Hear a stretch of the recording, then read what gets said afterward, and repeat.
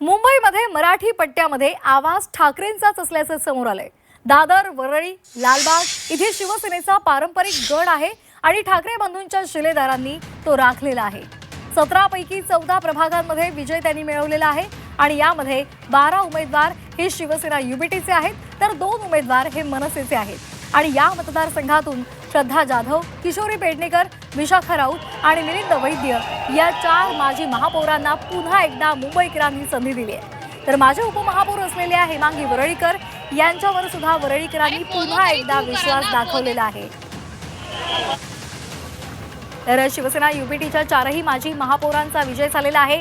वरळी, दादर, परळ आणि लालबागवर या मराठी पट्ट्यामध्ये शिवसेना युबीटीचाच प्रभाव आपल्याला पाहायला मिळाला। तर यावर संजय राऊतांनी काय प्रतिक्रिया दिली आहे ती सुद्धा पाहूया।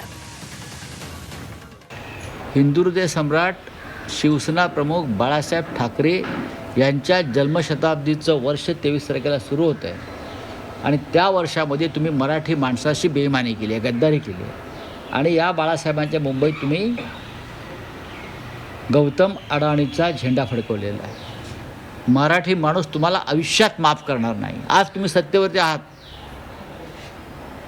अजून काही काळ राहू शकाल, काही काळ म्हणतो मी, पण हे जयचंद, हे बाळाजी पंत नातू यांना भविष्यामध्ये मुंबईत फिरणं, महाराष्ट्रात फिरणं मुश्किल होईल।